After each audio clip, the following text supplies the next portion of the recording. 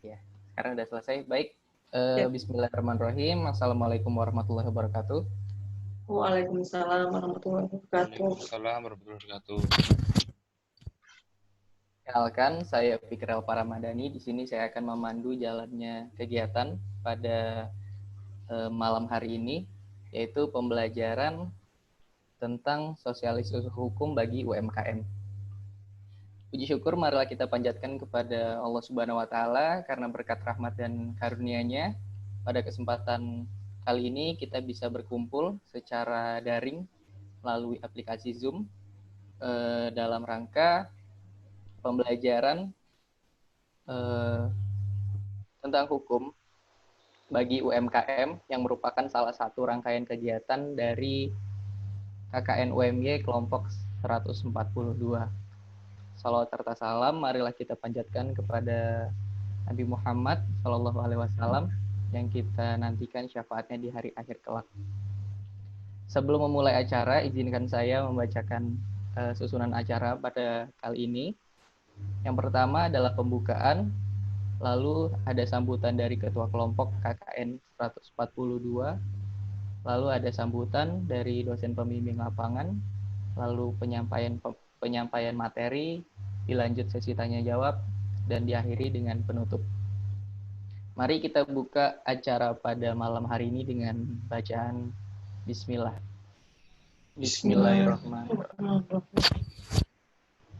Baik, acara selanjutnya yaitu sambutan Ketua Kelompok kepada Mas Kemal Akbar, kami persilahkan. Terima kasih Mas Fikri. Mungkin sebelumnya Assalamualaikum warahmatullahi wabarakatuh.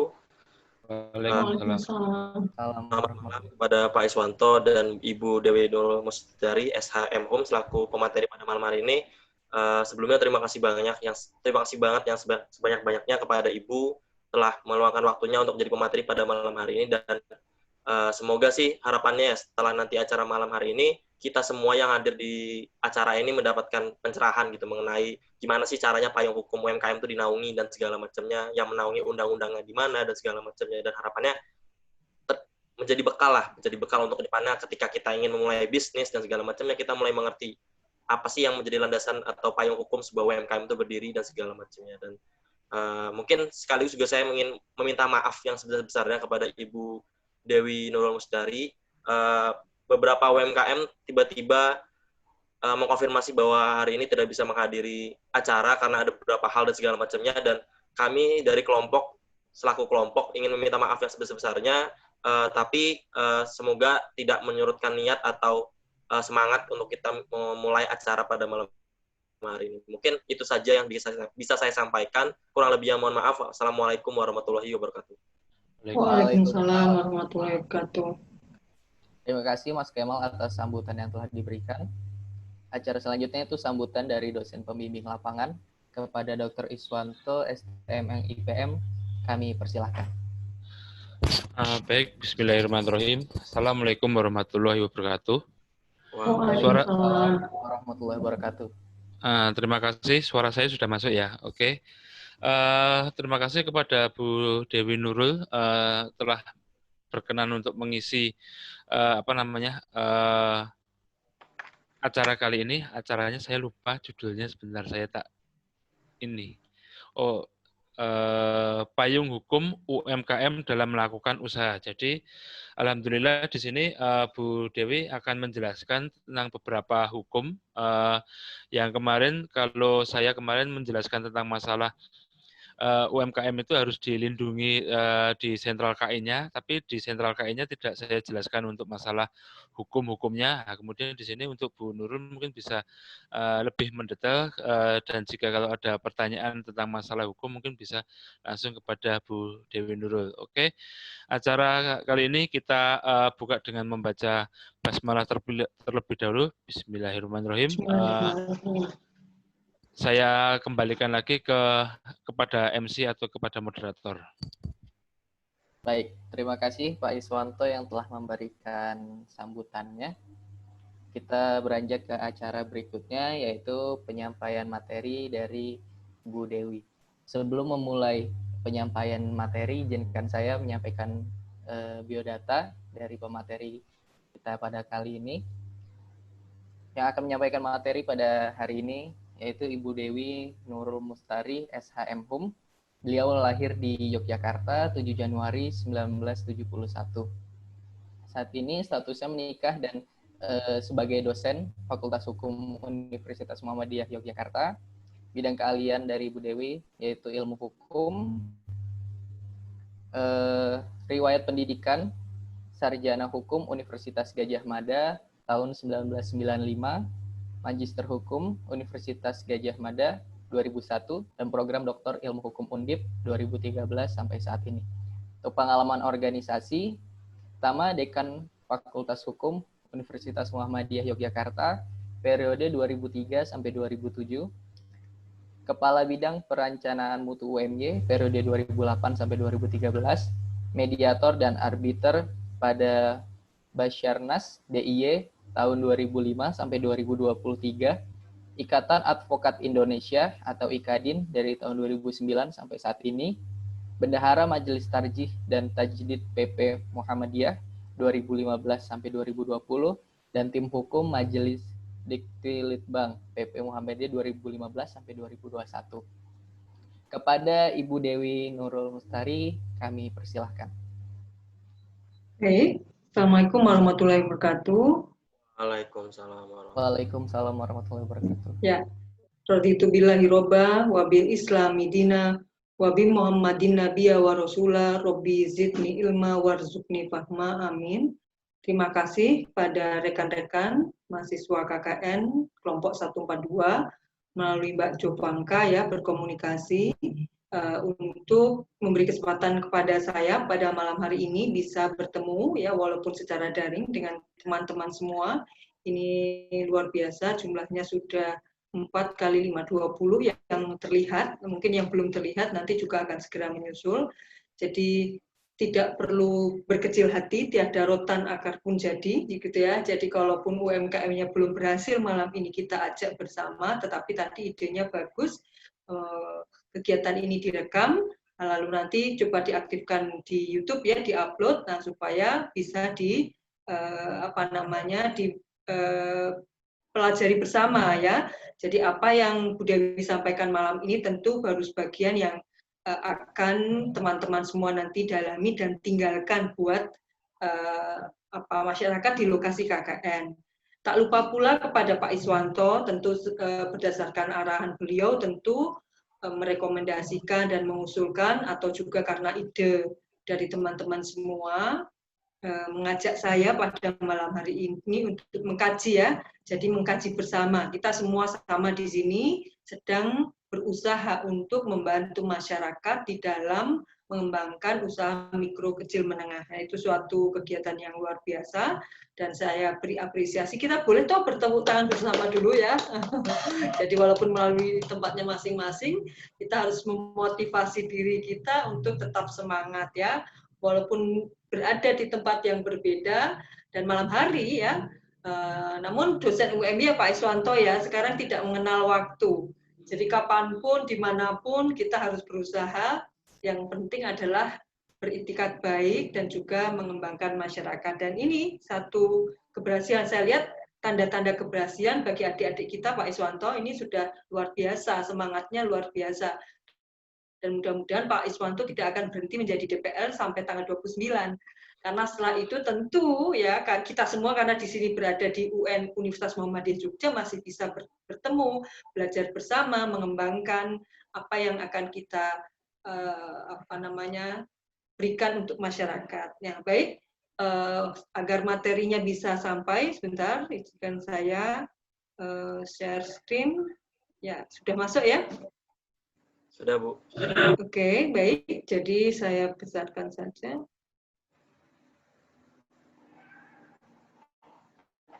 Sudah bisa? Ya, oke. Baik.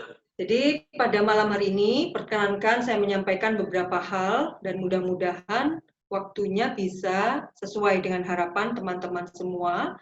Nanti kalau ada yang kurang pas ya, saya bisa diingatkan. Artinya slide-nya juga sudah saya kirimkan melalui WA-nya Mbak Jopangka, boleh dikembangkan, boleh diberi masukan juga. Jadi sekali lagi bukan berarti ini satu-satunya materi yang bisa dirujuk atau dipedomani. Jadi teman-teman semua boleh menggunakan literatur lain dan bahkan mengembangkannya.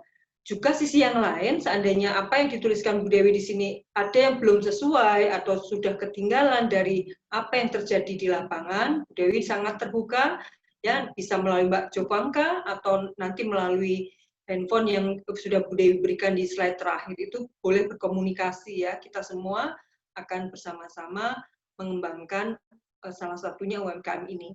Jadi ini outline-nya tidak Bu Dewi sampaikan. Nah, bentar, ini kenapa langsung ke akhir ya? Ya, oke. Jadi salah pencet tadi berarti. Baik, jadi setelah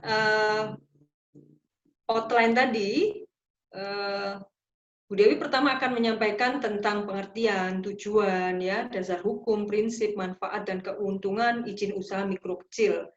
Mengapa kita harus bersama-sama mengembangkan ini? Mungkin kita perlu samakan terlebih dahulu pengertiannya ya. Apa sih yang disebut dengan izin usaha mikro dan kecil? Yang selanjutnya kita singkat dengan izin IUMK gitu ya. Yaitu tanda legalitas kepada seseorang atau pelaku usaha atau kegiatan tertentu dalam bentuk izin usaha mikro dan kecil dalam bentuk satu lembar kertas. Jadi hanya satu lembar kertas ya, kita berpikir sederhana dulu. Walaupun nanti di masyarakat kalian harus berpikir dan punya mimpi jauh ke depan. Tetapi dari pengembangan usaha ini tentu bisa dikaitkan dengan materi yang lain. Jadi mengapa harus ada izin?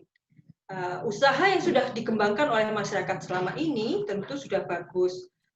Tadi ya seperti disampaikan bahwa sasaran mitra itu ada 3 ya, karena itu terkait dengan syarat minimal, tetapi bahwa ini adalah langkah awal ya, proses pembelajaran 1 bulan dan dengan harapan bisa dilanjutkan kembali.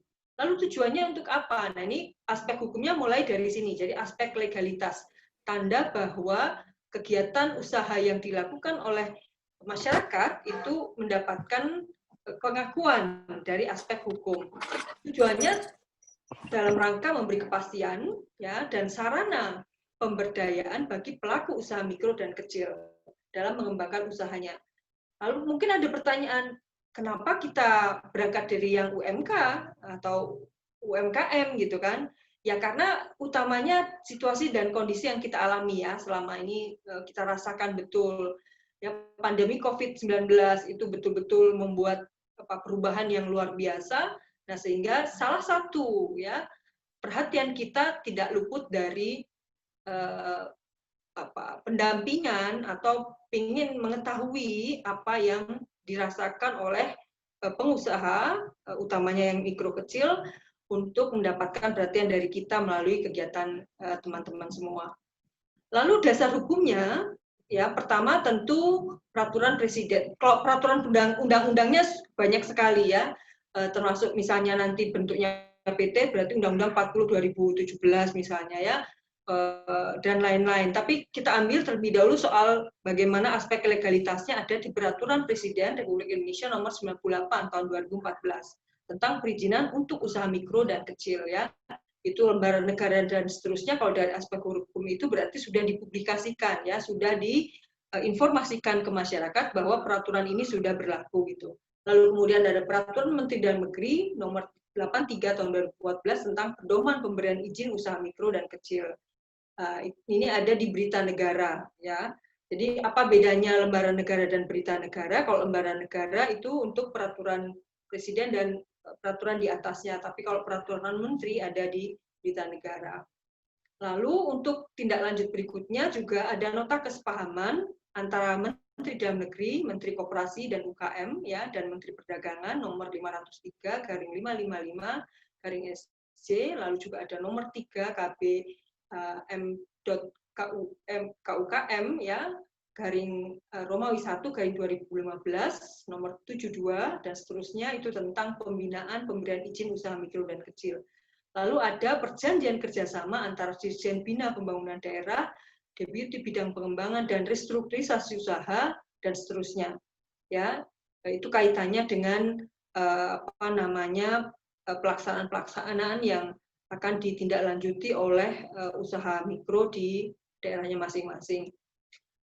Sebelum kita mengenal atau mendalami peraturan-peraturan itu, artinya kalau hanya membicarakan soal aspek hukumnya saja tentu ada kebosanan, dan itu nanti tinggal di googling saja, di-download, dipelajari, dan memang tidak cukup bisa hanya dalam waktu 10 menit.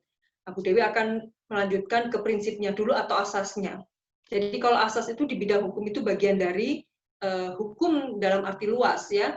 Jadi hukum dalam arti sempit biasanya kalau masyarakat hanya mengenal hukum dalam bentuk undang-undang atau peraturan perundangan seperti yang dipaparkan tadi ya. Kalau mau belajar lebih jauh sih sebenarnya berangkat dari mencari dasarnya di Undang-Undang Dasar 1945. Kegiatan ekonomi ini ada di pasal 33 misalnya, tapi kan itu kan kejauhan ya. Maka tadi Bu Dewi penggal dari peraturan presidennya saja. Sebenarnya kalau peraturan presiden di atasnya masih ada peraturan-peraturan yang lain. Tapi kalau mau belajar tentang itu, nggak cukup ya Mbak Jobangka, itu hukum tata negara saja 2 SKS. Nah, yang lain masih banyak ya. Baik itu sementara dikemas peraturan perundangan yang untuk diketahui seputar perizinan terlebih dahulu, Bu Dewi akan sampaikan tentang prinsip ya atau asas pemberian IUMK. Jadi tentu di dalam pemberian izin usaha mikro kecil, prosedurnya harus sederhana dan cepat. Tadi ya, 6 hari kerja seharusnya sudah terbit karena hanya dalam satu lembar, dan bahkan sekarang akan ditingkatkan ke tadi ya online ya, tidak harus datang, tapi persoalannya di daerah ya atau di desa itu bisa jadi atau di tiap daerah belum sama kondisinya, sehingga ini juga salah satunya yang akan dibantu ya keberlanjutannya oleh mahasiswa KKN. 2, tentang keterbukaan informasi bagi pelaku usaha mikro dan kecil. Nah, teman-teman KKN tentu juga selain melakukan pendampingan terkait dengan aspek hukum, bahkan tadi sudah disampaikan Pak Iswanto tentang penghargaan kekayaan intelektualnya ya, tentang merek dagang ya, pendaftaran patennya, kemudian suatu saat ada cipta, ada hak desain industri, hak tata letak sirkuit terpadu misalnya ya, dan lain-lain. Jadi kekayaan intelektual itu banyak, kemarin tentu sudah diberi gambaran oleh Pak Iswanto. Lalu yang ketiga tentang asas kepastian hukum dan kenyamanan usaha. Nah, ini yang harus ditingkatkan bersama-sama, tidak hanya dari bidang hukum saja, tetapi juga terkait dengan prodi lainnya ya, seperti tadi ada yang dari teknik mesin ya, itu juga nanti akan memberikan dukungan terkait dengan apa yang diperlukan oleh mitra.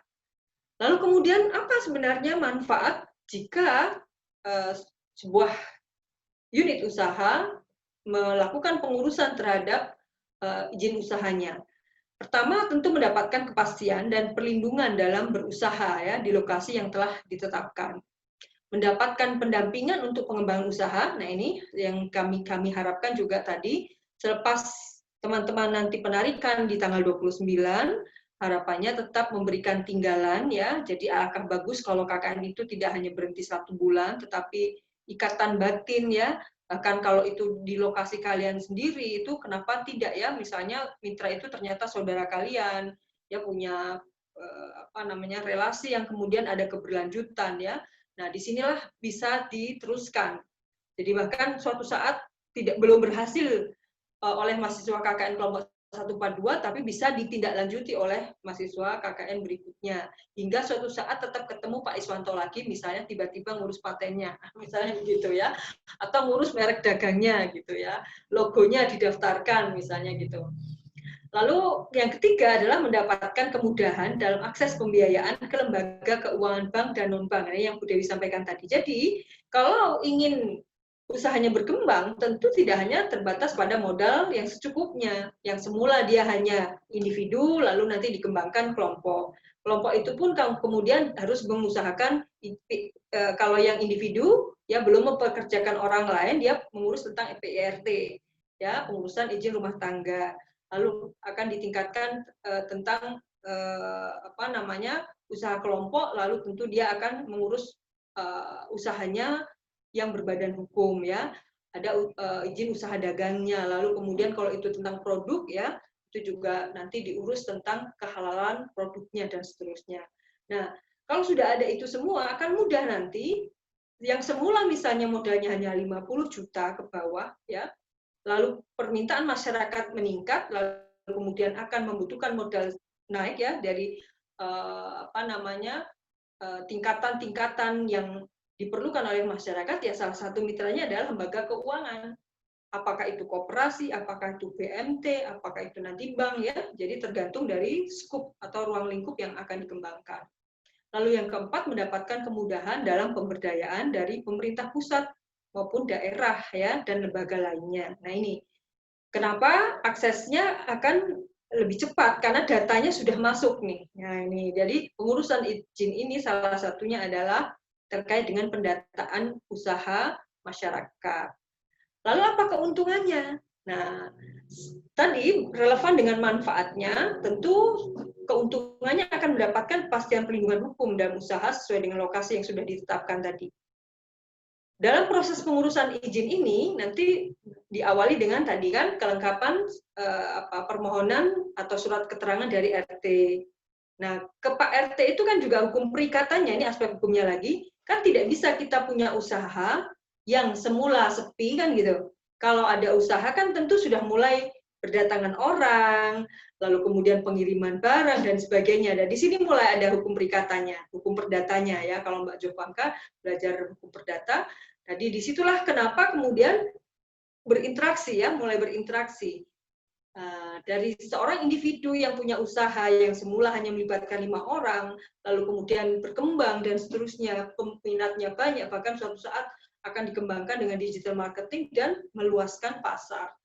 Nah, di sini tentu kenapa harus disesuaikan dengan lokasinya ya? Karena perikatan orang perorangan, relasi orang perorangan akan melibatkan banyak orang, maka kemudian diikat dengan hukum perikatan atau nanti ditingkatkan dengan perjanjian-perjanjian. Orang akan bermitra ya. Nah, disitulah kemudian aspek hukumnya mulai masuk. Lalu mendapatkan kemudahan dalam mengakses pembiayaan ke berbagai lembaga keuangan bank maupun non-bank. Yang ketiga, ini yang penting, mendapatkan pengakuan yang sah dari berbagai pihak atas izin yang dimiliki dan dapat dipertanggungjawabkan secara hukum.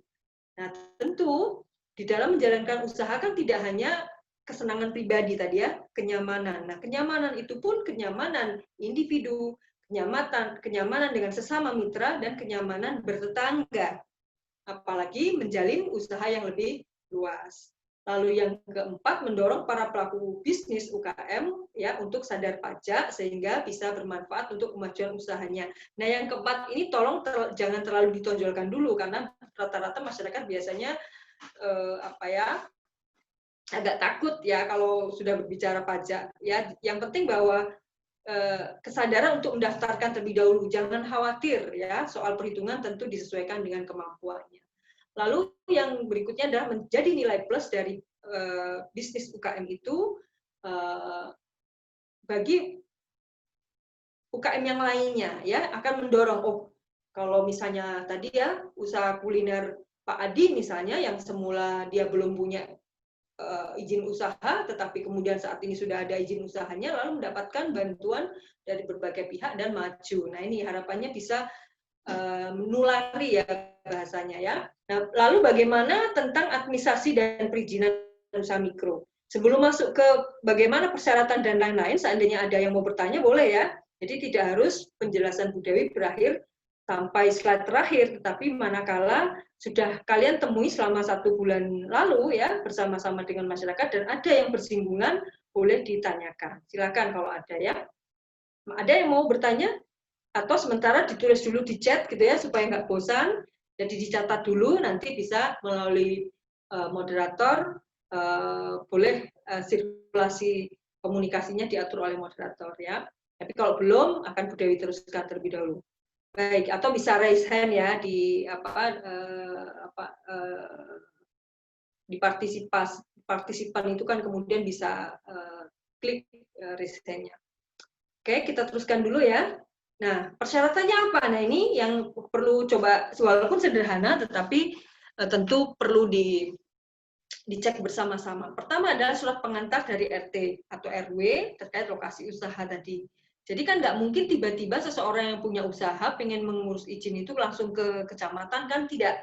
Jadi dia pertama sesuai dengan domisili tempat tinggal di mana dia menjalankan kehidupan sehari-hari maupun usahanya. Jadi ada yang menjalankan usaha bersama di rumah tangganya, tapi ada yang terpisah. Nah di sini didasarkan pada rukun tetangga di mana usaha itu dijalankan. Karena apa? Aktivitas keramaian ya bersinggungan dengan tetangga itu berada di lokasi usahanya, bukan di tempat tinggalnya. Tetapi manakala lokasi usaha itu bersama-sama dengan tempat tinggalnya, berarti ya diurus di RT yang sama. Tetapi jika berbeda, maka pengurusan izin usaha mikro kecilnya di lokasi di mana usaha itu dijalankan. Nah, kadang-kadang di sini yang beberapa teman Bu Dewi yang menjalankan usaha kadang tidak bertahan lama itu karena salah satunya pendekatan kepada RT RW-nya terlupakan ya. Lalu kemudian KTP. Nah, KTP ini sederhana tetapi sangat penting. Lalu kartu keluarga ya dan pas foto terbaru ya. Ini ada arahan berwarna bukan yang background-nya putih sebanyak 2 lembar. Lalu mengisi formulir yang memuat antara lain nama ya. Jadi namanya kalau di masyarakat jangan kaget. Kalau misalnya Suwirno jadi Sukirno itu sangat mungkin sekali. Tapi kalau di kota sudah jarang. Tetapi kalau nanti adik-adik sekalian masuk ke desa, perbedaan nama pada satu orang itu masih mungkin terjadi. Kenapa? Misalnya kalau di Jawa ya, di Jogja itu, kenapa harus ganti nama ya? Karena misalnya kalau nama Suwirno itu dia sakit-sakitan, lalu atas saran keluarganya diganti nama Suwirno. Nah, saat ngurus akte kelahirannya belum dijelaskan. Nah, biasanya nanti bersamaan dengan pengurusan akte kelahiran itu akan dimintakan ketegasan bahwa nama Suwirno itu adalah Sukirno misalnya. Atau antara Sukirno dan Suwirno adalah orang yang sama. Itu harus ada surat pernyataan tambahan. Tapi kalau yang sudah punya KTP nggak masalah. Karena KTP itu adalah teridentifikasi secara nasional ya. Lalu kemudian nomor telepon atau handphonenya, alamat, ya, jenis kegiatan usahanya apa harus jelas ya. Bahkan mungkin masyarakat kita masih ada kesulitan di dalam mengklasifikasikan jenis usahanya. Lalu sarana usaha yang digunakan dan juga jumlah modal usahanya. Ya. Jadi bertahap memang hal-hal seperti ini kadang-kadang nggak diperhatikan. Tetapi dari aspek hukum ini penting sekali karena kaitannya dengan subjek hukum. Ya, orang sebagai subjek hukum dan nanti manakala usaha itu sudah berkembang dan menjadi perusahaan yang berbadan hukum, maka badan hukum itu juga akan menjadi subjek hukum. Maka harus ada kejelasan detail soal identitas ini. Lalu kemudian bagaimana pelaksanaan penerbitan IUMK-nya? Ya, di sini penerbitan naskah IUMK oleh camat yang telah mendapatkan pendelegasian kewenangan dari bupati atau wali kota. Nah, jangan kaget nanti ternyata mungkin daerah tertentu hal demikian belum dilakukan atau ada beberapa camat yang belum siap mungkin ya di daerah terpencil, tapi kalau mungkin Cilegon, Serang dan sebagainya ya insya Allah sudah nggak ada masalah. Lalu nah ini diterbitkan paling lambat 1 hari kerja sejak pendaftaran diterima lengkap dan benar. Tadi Bu Dewi sampaikan berkisar 6 hari itu ya karena kadang-kadang masyarakat kita datang dulu, lalu kemudian ada yang ketinggalan, datang hanya bawa KTP, tapi kakaknya terlupakan, atau tadi ya masih ada perbedaan nama di KTP dan nama yang di KK. Nah, itu harus ngurus, ya harus diklopkan ya. Lalu dapat dicabut, hati-hati sekali, bahwa IUMK ini ya walaupun sederhana 1 lembar tetapi dapat dicabut apabila pelaku usaha mikro kecilnya melanggar ketentuan peraturan perundangan. Maka kenapa kalau Bu Dewi menyarankan setiap RT seharusnya ada sarjana hukumnya. Nah, sehingga hal-hal yang kecil begini itu ada yang mendampingi menjelaskan. Karena tidak semua tidak semua peduli pada hal-hal yang sederhana ini, tetapi harapannya jika tiap RT itu ada sarjana hukumnya, ya Pak RT, Pak Lurah, Pak Camat, bahkan Pak Bupati, Wali Kota, Gubernur, sampai Presiden nggak akan keberatan, ya kan? Karena semua bisa membantu secara baik. Bahkan semua sarjana ya, sarjana teknik, itu Pak Iswanto itu sangat mendorong sekali ya dengan aktivitasnya. Tadi juga yang dari teknik mesin ya, dari prodi yang lain juga demikian. Lalu di sini sekali lagi tidak dikenakan biaya atau ada retribusi dan atau pungutan. Jadi kalau nanti di kecamatan ternyata ada yang memanfaatkan dan meminta, itu harus dilaporkan ya. Jadi pahamkan ke masyarakat sebenarnya tidak ada biaya.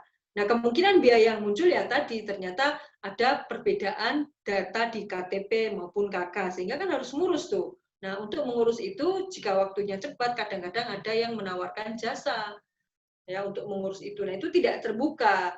Tahu-taunya masyarakat, wah kok aku dipungut biaya 50.000 ya atau 100.000 ya. Itu kan bagi masyarakat sangat kaget kalau tidak dijelaskan untuk apa gitu ya. Nah, itu tidak boleh ya, pungutan liar itu seharusnya tidak diperkenankan, apalagi di situasi Covid begini. Nah, ini kira-kira mekanismenya. Jadi persyaratan tadi itu harus lengkap dulu. Jadi kenapa bedanya kalau ada mahasiswa KKN dan yang tidak ada mahasiswa KKN-nya? Kalau yang tidak ada mahasiswa KKN mungkin informasi ini belum disampaikan.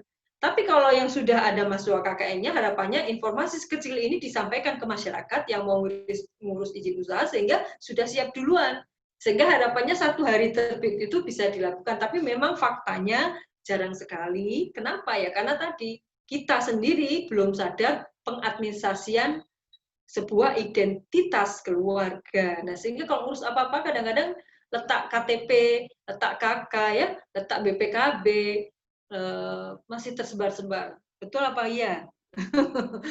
Ya, tentu demikian harus kita evaluasi coba nanti. Adakah mahasiswa KKN yang di sini KTP-nya misalnya belum jadi, atau SIM-nya mati lupa, atau SNK-nya harusnya tiap tahun diperbarui ya, ada yang kelewat misalnya dan sebagainya ya.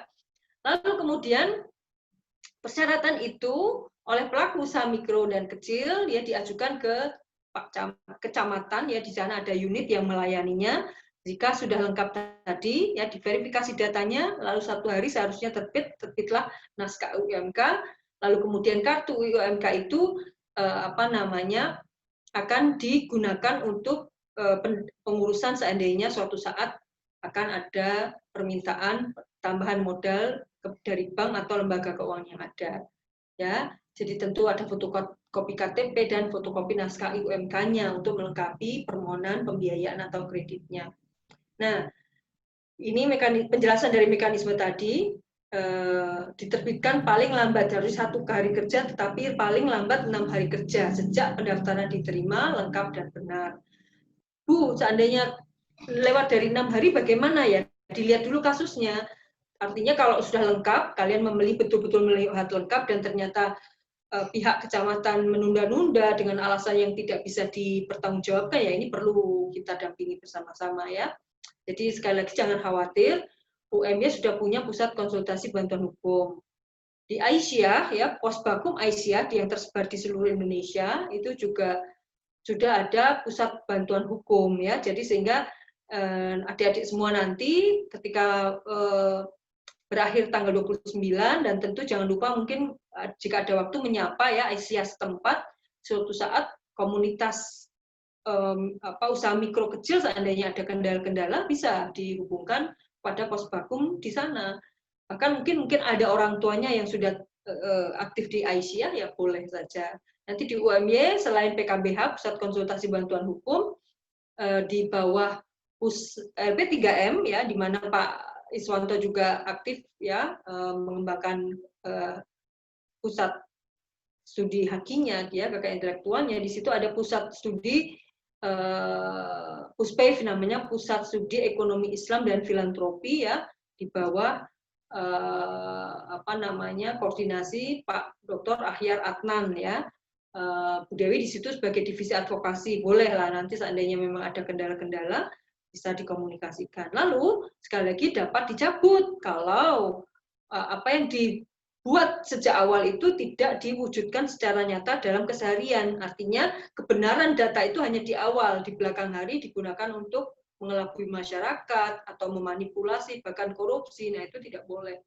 Ya, jadi kehati-hatian kita di dalam mengawal masyarakat juga diawali dari penerapan prinsip-prinsip yang ada. Nah, ini tadi jika nanti ke masyarakat tentu kalian akan menemukan kategorisasi usaha. Jadi usaha mikro itu adalah usaha yang dilakukan oleh masyarakat, ya, usaha produktif perorangan atau badan usaha yang memiliki kekayaan paling banyak 50 juta. Di sini tidak termasuk tanah dan bangunan atau hasil penjualan tahunan paling banyak 300 juta. Itu baru dikategorikan mikro. Jadi ini yang sebenarnya kita kelola. Tapi tentu secara kita tidak sadari bahwa apa yang kita dampingi ternyata masuk usaha kecil. Kenapa? Karena usaha ekonomi perorangan atau badan usahanya yang bukan merupakan anak perusahaan, ya, jadi dia memang betul-betul berdiri sendiri, ya, tetapi memiliki kekayaan lebih dari 50 juta dan paling banyak 500 juta. Nah, di sini di luar tanah dan bangunan. Atau memiliki hasil penjualan tahunan lebih dari 300 juta dan paling banyak 2,5 miliar. Ya, kalau ternyata di lingkungan masyarakat kita sudah ada yang kategori itu, berarti dia sudah usaha kecil. Ya, jadi ada usaha mikro, ada usaha kecil, lalu yang kelompok ketiga usaha menengah dan usaha besar. Nah, ini sementara tidak kita bahas di sini, tapi sebagai informasi bahwa 4 kategorisasi itu sudah ada di masyarakat kita, ya. Nah, suatu saat nanti kalau udah berhasil, kalian akan mengelola yang nomor 3 dan 4 boleh.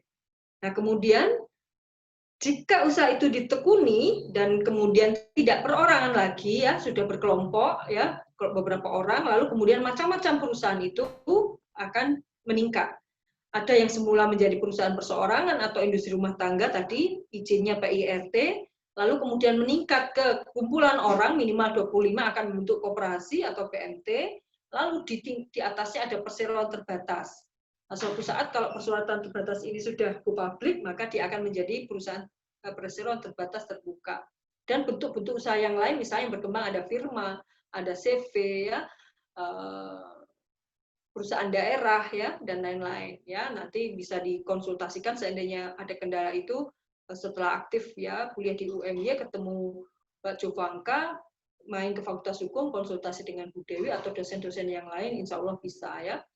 Nah, ini persyaratan administrasi untuk izin usaha perdagangannya. Setelah pengurusan izin usaha rumah tangganya, maka kemudian ada alternatif lain, ya, akan ada pengurusan tentang izin usaha perdagangannya.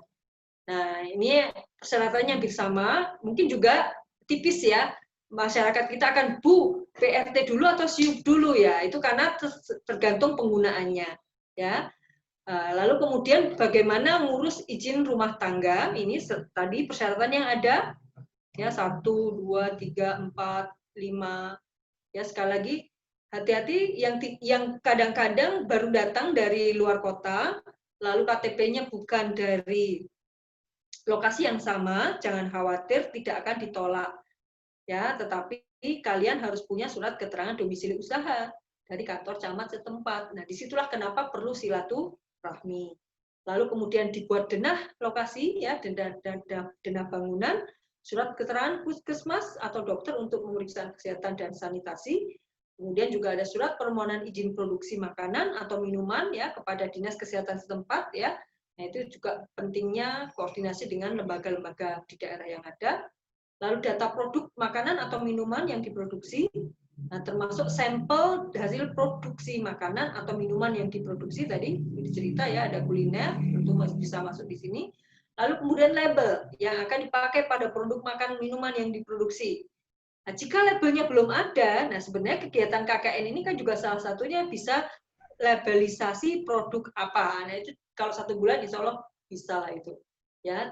Termasuk kalau sudah lengkap diuruskan PIRT-nya tinggal 3 hari, bisa memungkinkan enggak, ya, bisa mendampingi sampai kecamatan, kan setelah di kecamatan selanjutnya biar diurus oleh masyarakat setempat. Komunikasinya bisa berlanjut setelah kalian pulang, kan tidak putus total, jadi secara hati tetap terikat, komunikasinya dilanjutkan dengan WA, ya, telepon dan sebagainya, itu masih bisa dilakukan. Lalu menyertakan hasil uji laboratorium yang disarankan oleh Dinas Kesehatan, yaitu untuk uji lab, ya, betul untuk usaha-usaha yang mempunyai risiko tinggi, ya, termasuk makanan, ya, sekarang apalagi udah undang-undang jaminan halal tadi. Lalu mengikuti penyuluhan keamanan pangan untuk mendapatkan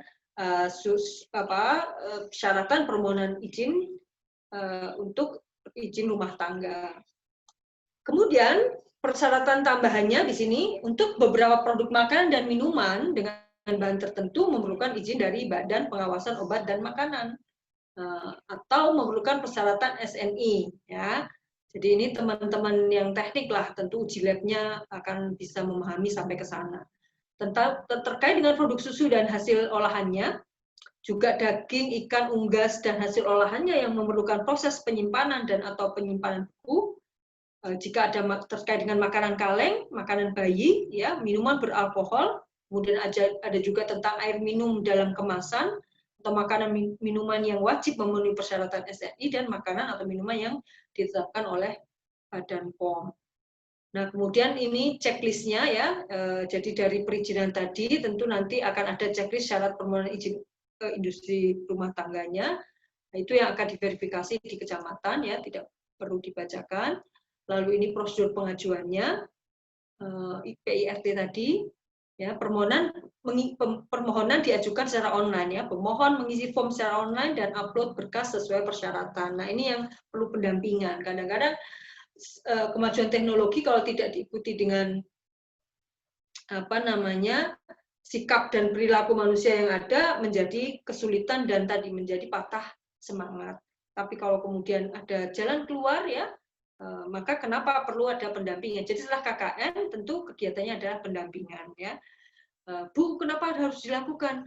Ya, itulah sebagai manfaat ya, benefit atau outcome yang bisa diberikan mahasiswa kepada masyarakat di lokasi KKN. Jadi jangan kemudian wah hore selesai KKN-nya gitu ya, lalu kemudian lupa sama sekali dengan ikatan yang dilakukan selama 1 bulan ya. Salah satunya ini. Jadi walaupun secara program selesai di tanggal 29, tetapi karena kalian ingin berbuat baik tadi ya, sedekah waktu kepada masyarakat ya, ilmu pengetahuan berkelanjutan ya, tentunya masih bisa dilakukan. Dapat apa Bu dari situ ya? Kalau sudah belajar agama kan tidak lupa ya bahwa ada nilai keberkahan. Nah, jadi kalau kita banyak melakukan sedekah ya, kebaikan kepada orang lain, ya sedekah senyuman, sedekah waktu, ilmu pengetahuan dan lain-lain, tentu dimanapun kita berada, insya Allah akan diberi pahala ya, diberi sesuatu kebaikan juga oleh Allah di situ. Lalu kemudian tentang pemeriksaan dan validasi berkas ya oleh front office di kecamatannya dan seterusnya ya. Jadi tentu ini kadang-kadang memang melelahkan, apalagi kalau seusia kalian ya, pekerjaan-pekerjaan ini rasanya katanya ribet gitu kan gitu ya, tapi memang di balik kesulitan itu kan ada kemudahan yang harus kita motivasi dalam diri kita. Jadi mudah-mudahan ini semangat 45 yang terbangun ya dengan mau belajar malam hari itu sudah suatu yang luar biasa menurut Dewi ya, dan itu patut diacungi jempol gitu ya. Lalu kemudian verifikasi berkas oleh kepala bidang yang ditugasi. Lalu kalau misalnya juga kaitannya dengan dinas terkaitnya, tentu juga secara online kan tinggal diakses oleh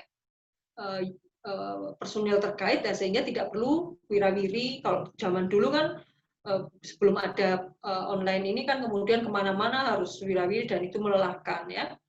Lalu kemudian pengesahan oleh kepala dinas, proses penomoran dan pencetakan oleh back office yang ditunjuk, dan penyerahan berkas izin kepada pemohon. Nah ini harapannya tadi selambat-lambatnya harusnya 6 hari, tapi jangan kaget kalau di lapangan juga masih belum sesuai. Nah ini tentang pengenalan BPOM, saya pikir dilewati saja dulu, cukup dibaca nanti. Nah yang terpenting di sini adalah terkait dengan BPOM itu alasan keharusan memiliki izin dari BPOM adalah penting ya terkait dengan produk-produk yang berkaitan dengan obat-obatan, makanan maupun kosmetik. Nah ini kenapa perlu ya, sekali lagi karena ini kita konsumsi, sesuatu yang masuk dalam tubuh kita. Jadi ini semangat ekonomi syariah sedang berkembang ya, produk halal sedang dikembangkan. Nah maka kalau bisa kita di dalam keluarga kita mengawal bagaimana setiap apapun yang masuk ke dalam tubuh kita seharusnya halal. Nah gitu. Ya, salah satunya adalah karena banyak masyarakat yang masih melakukan produk-produk tanpa izin BPOM. Oleh karena itu, demi berjalannya sebuah bisnis, sertifikasi BPOM penting ya untuk dapat agar seluruh produk yang akan dijual diakui keamanannya oleh konsumen. Ya, tadi yang disampaikan nanti juga titip ke masyarakat, ya harus peduli bahwa apapun yang kita usahakan itu sekarang harus halal. Nah, ini keuntungannya dalam memiliki izin BPOM, legalitas yang akan menjamin kualitas produk, yang mutu produknya, lalu sebagai garansi keamanan atas sebuah produk, kestabilan harga dari produk yang berizin BPOM, citra produk akan meningkat, ya ini di sini. Jadi kalau ada label atau sertifikasi dari BPOM, bahkan ditingkatkan ke sertifikasi Majelis Ulama Indonesia, ya suatu saat mungkin program KKN berikutnya sampai ke sana, itu akan bagus. Mudah masuk ke dalam pasar yang lebih luas. Tidak hanya tingkat lokal, bahkan nasional, karena tadi sudah bisa diakses, mungkin nanti dikembangkan digital marketingnya, dan juga bahkan bisa ke luar negeri. Ya, ini dengan halal produk itu sudah dijamin untuk bisa digunakan oleh masyarakat dunia. Ya, nah fungsinya ini tentu kaitannya dengan pengaturan regulasi dan standarisasi, ada lisensi, ya. Jadi kalau kaitannya dengan kekayaan intelektual itu salah satunya terkait dengan lisensi, ya, dan sertifikasi industri di bidang farmasi berdasarkan standar operating procedure yang baik, itu kaitannya dengan obat-obatan tadi. Lalu ada evaluasi produk sebelum diizinkan beredar, ada post marketing vigilance, ya, termasuk sampling dan pengujian laboratorium, pemeriksaan sarana produksi dan distribusi serta penyidikan dan penegakan hukum, ada pre-audit dan pasca audit, ya, ini yang teman-teman akuntansi tentu paham tentang ini, ya, terkait dengan iklan dan promosi produk. Jadi intinya tidak boleh bohong di sini. Jadi apa yang diinformasikan tuh ya sesuai dengan mutu produknya. Tidak boleh mutunya tertentu tetapi diinformasikan yang berbeda, ya. Lalu riset terhadap pelaksanaan kebijakan pengawasan obat dan makanan, lalu komunikasi, informasi dan edukasi publik termasuk peringatan terhadap publik, ya, terkait dengan apa yang kita pasarkan di masyarakat. Nah, apa saja kira-kira yang terjadi ya selama ini? Mungkin singkatnya, contoh-contoh kasus terkait dengan pengurusan izin usaha mikro kecil. Pertama adalah kenapa lama itu karena ketidaklengkapan administrasinya, yaitu ketidaksadaran dari si pengusul sebenarnya, ya. Lalu kemudian terkait dengan domisili, ya, pemahaman masyarakat mengenai domisili tempat tinggal dalam melaksanakan hak dan kewajiban sehari-hari berbeda dengan domisili di mana dia menjalankan usaha. Nah, ngurusnya di mana domisili tempat tinggalnya, ya nggak cocok, nggak klop. Nah, ini kadang-kadang masyarakat nggak tahu, hanya gara-gara kok nggak dijelaskan di sebelumnya. Nah, itu kan jadi ribut. Nah, ini kalau bisa sih jangan membiasakan ketika ada masalah jangan mencari kesalahannya, ya, tetapi kalau ada masalah kita terima dengan tetap tenang, ya, lalu kemudian berusaha menemukan solusinya, gitu. Nah, ini termasuk tinggalan, ya, yang harus adik-adik titipkan ke masyarakat. Jadi Bapak Ibu kalau ada persoalan jangan gugup, jangan panik, ya, tetapi bahwa masalah itu perlu dicarikan jalan keluarnya atau solusinya. Lalu terkait dengan kekurangan modal, ini nggak terbuka. Masyarakat kita masih malu, kadang gengsi, atau maaf, salah mencari modal. Kemana? Ke rentenir. Nah, ini masih banyak nih. Nah, ini yang harus kita kawal. Jadi, kenapa daripada pinjam kepada seseorang yang membungakan modal itu cukup tinggi, yaitu menjerat dirinya sendiri, yaitu termasuk riba, ya, yang tidak diperbolehkan, maka sebaiknya tadi, ya, ta'awun, ya, budaya ta'awun, saling tolong menolong. Maka kenapa sekumpulan orang itu kalau punya modal, ya, kenapa daripada dititipkan ke bank yang juga kalau belum jelas manajemennya juga masih memungkinkan adanya riba di sana, maka kenapa tidak dikelola oleh kelompoknya untuk sesama komunitas, ya, pengusaha.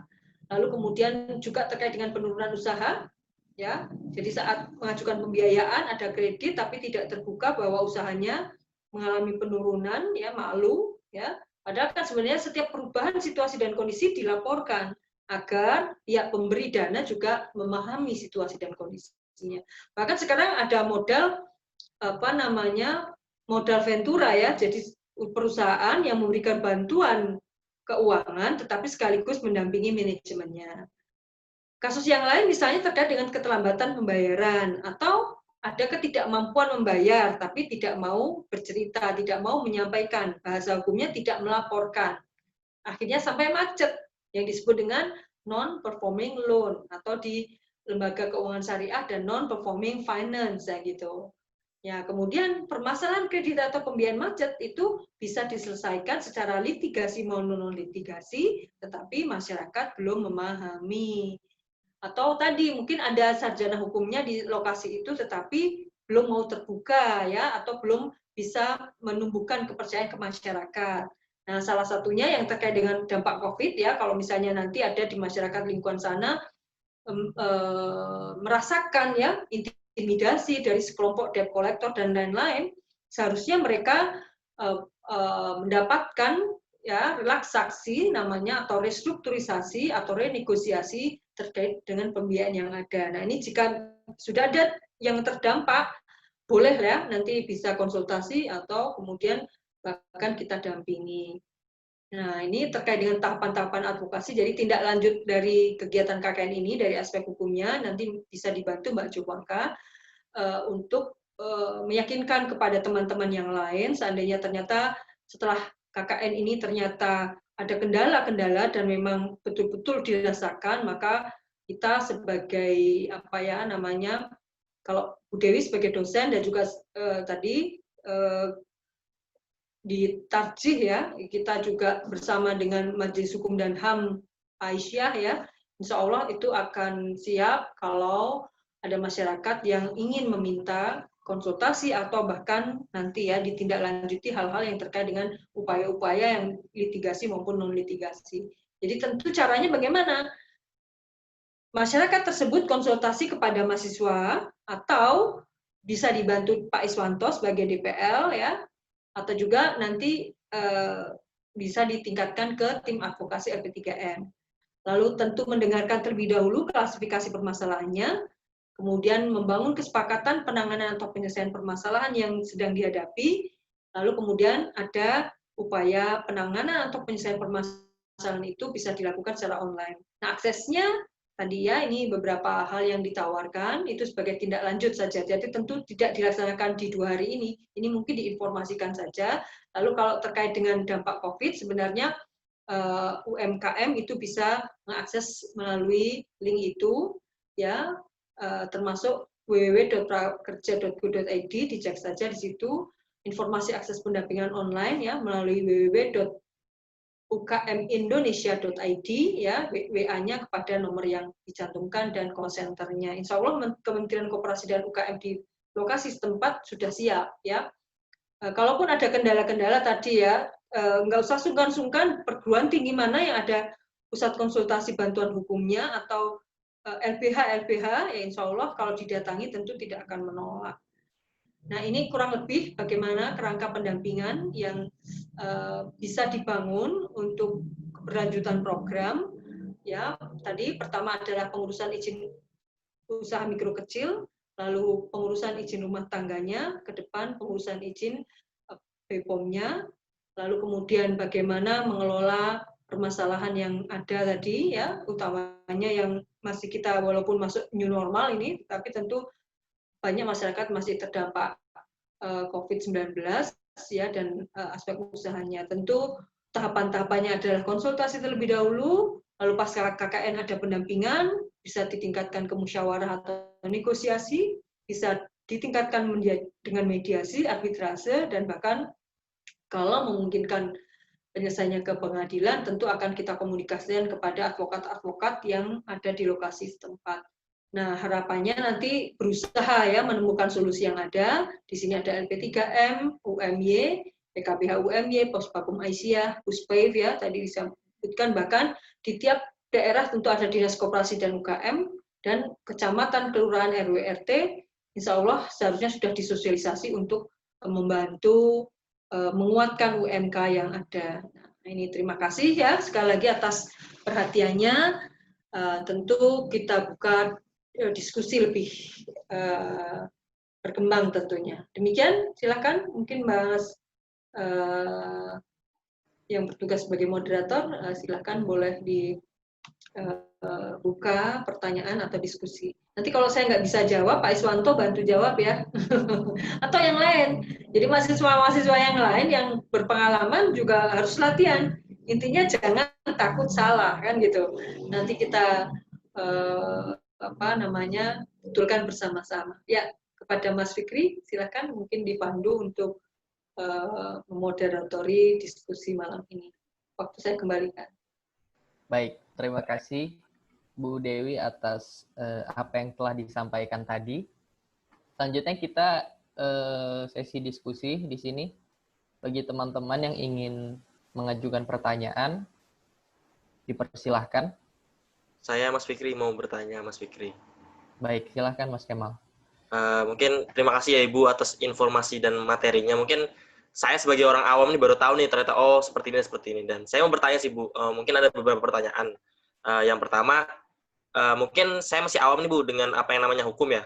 Yang mau saya tanyain itu sebenarnya kan mungkin ada banyak nih undang-undang atau peraturan atau hukum yang mengatur tentang payung hukum UMKM, dan sebagai orang awam atau UMKM yang ingin mendirikan sebuah usaha, apa sih istilahnya undang-undang mana yang sekiranya saya perlu dalami atau saya perlu pelajari dasarnya ketika saya ingin membuka usaha?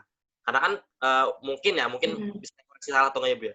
Mungkin undang-undang yang menaungi UMKM dan payung hukumnya ini kan banyak banget nih. Nah, kita sebagai yang pemilik UMKM atau yang mau mendirikan UMKM atau usaha, kira-kira mana dulu nih Bu undang-undang atau peraturan yang perlu saya pelajarin gitu sebelum saya atau teman-teman usaha yang lainnya mau mendirikan usaha. Terus pertanyaan selanjutnya mungkin ini sih Bu, tadi kan sempat disinggung ya masalah IUMK, izin usaha menengah dan kecil kalau nggak salah ya. Nah, itu kan tadi ada klasifikasinya Bu ya, ada klasifikasi kategori usaha mikro, kecil, besar, dan menengah. Nah, misalnya gini Bu ya, saya ini kan sebagai pemilik usaha kecil nih Bu, atau enggak pemilik usaha mikro, saya mendaftarkan diri ke istilahnya pihak yang berwenang, saya mendaftarkan diri sebagai usaha mikro. Nah, lambat laun kan tentu usaha itu kan bakal meningkat ya Bu ya, bakal meningkat pesat dan segala macamnya berkembang, dan ketika usaha saya ini kategorinya sudah berubah, itu saya untuk harus mengajukan izin lagi atau enggak Bu? Nah, itu pertanyaan kedua. Terus pertanyaan ketiga sih lebih ke saya mau nanya pendapat Ibu sih. Kayak sekarang ini kan mindset orang terhadap perizinan dan segala macamnya itu kan ribet ya dan segala macamnya. Nah, menurut Ibu nih, kita sebagai mahasiswa atau orang yang istilahnya masih mahasiswa atau masyarakat secara umum lah, itu ketika kita mau ngasih edukasi ke masyarakat yang memiliki usaha itu, gimana sih Bu caranya untuk merubah mindset bahwa ternyata pengurusan izin ini cuma nggak sekedar ribet, tapi emang banyak manfaat dan keuntungannya. Mungkin itu dulu sih Bu. Ya, baik. Langsung Mas Fikri ya, saya jawab ya. Iya, silahkan Bu Dewi. Oke, baik. Jadi nanti yang lain disimpan dulu biar nggak lupa. Ini tadi di slide tentang dasar hukum. Jadi yang pertama kali tentu kita update peraturan ya. Karena yang Bu Dewi peroleh itu Peraturan Presiden Nomor 98 Tahun 2014, ini yang terkait dengan perizinan untuk usaha mikro dan kecil. Lalu di sini nanti kalau di googling ada beberapa dasar hukum yang lain, tetapi nggak usah dilihat yang itu, isinya saja. Jadi untuk teman-teman non-hukum terkait dengan aturan apa yang pertama kali perlu diketahui ya terkait dengan izin usahanya melalui Peraturan Presiden ini. Nah, dari Peraturan Presiden itulah yang kemudian akan ada petunjuk-petunjuk yang lainnya. Jangan khawatir. Ya memang sama teman hukum yang ketika waduh banyak sekali ya peraturan yang harus dipelajari gitu ya. Ya karena itu konsumsi sehari-hari ya lama-lama itu yang harus ditekuni gitu ya, harus dicari ya. Dan tentu ada keterampilan untuk searching sumber hukum yang lain ya. Karena memang ada ilmu hukum tentu yang betul-betul terkait dengan ilmu hukum langsung ajak teman hukum. Jadi sama nanti kalau membuat alat saya nggak mungkin memaksakan diri membuat alat, saya akan ajak teman-teman teknik mesin. Kalau itu kaitannya dengan listrik ya saya akan ajak teman elektro, kan kebetulan kalau adik saya elektro. Kalau ingin bangun ya saya konsultasi dengan adik saya yang teknik sipil atau saudara yang lain atau mahasiswa saya yang lain gitu. Jadi perankanlah peran itu sesuai dengan perannya masing-masing. Maka nggak mungkin kita melakukan itu sendiri kan, maka perlu kerjasama. Jadi kerjasama itulah yang akan bisa membukakan kita menemukan sesuatu yang akan kita peroleh. dari latihan ini namanya bagian muamalah kalau di dalam ilmu hukum. Nanti dari muamalah itu kan kemudian ada kedekatan. Ya, jadi hati-hati. Saat membangun usaha, sangat mungkin bisnis itu kemudian meningkatkan perhatian, saling tertarik, lalu kemudian ada hati. Suatu saat kemudian dipertemukan Allah di perkawinan, namanya munakahat. Boleh nggak Bu? Ya boleh.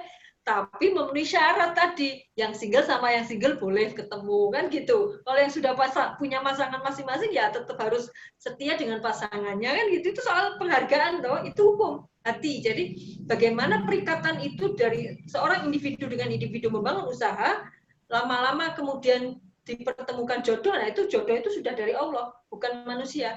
Manusia berkehendak mengawali dari bisnis. Tapi kan kalau bisnisnya dimulai dari sebuah keluarga, ya tetap harus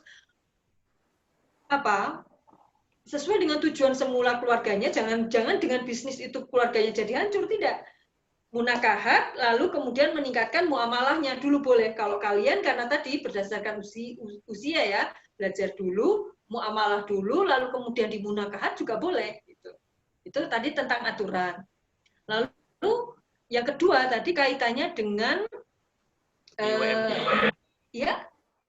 IUMK yang tadi.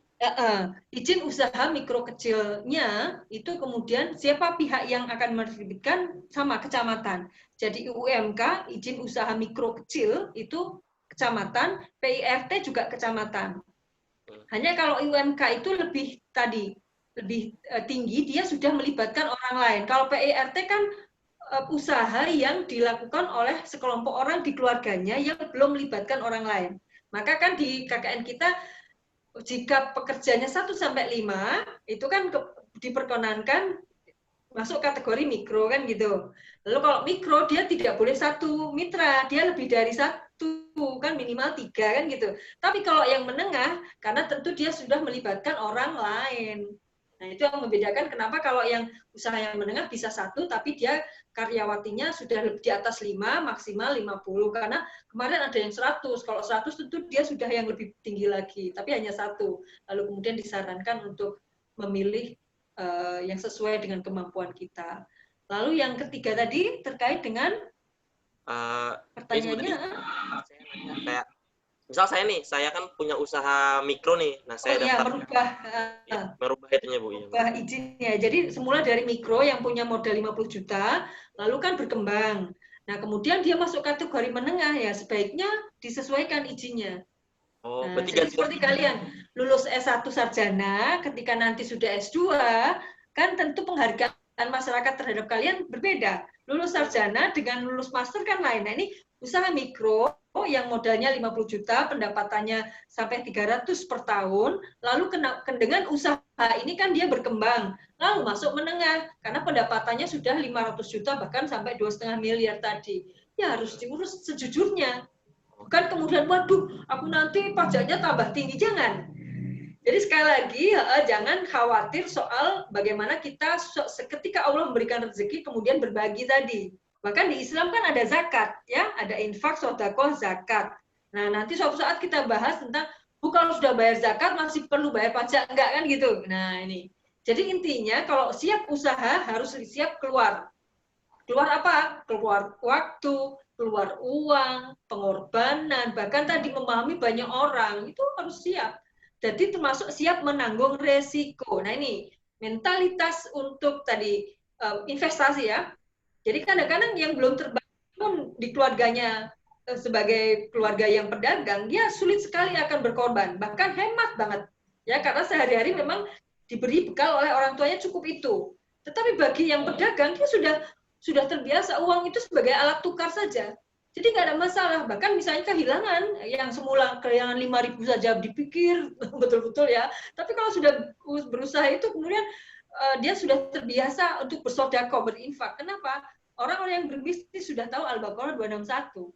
Apa intinya? Al-Baqarah 261 itu kalau kita berbagi, intinya ya bahasa Arabnya Bu Dewi nggak fasih, nanti takut salah kan gitu, bahasa Indonesia saja. Jadi kalau kita berbagi, memberi sesuatu satu bagian kepada orang lain, diganti berapa kali lipat sama Allah? Ada yang tahu? 700 kali lipat. Nah, itu bukan berarti kemudian tiba-tiba, tidak. Itu tergantung dari tanaman kita, tabungan kita, kebaikan kita. Sejak mahasiswa ini kita berbaik-baik dulu. Nah, saat ini menanam dulu nih.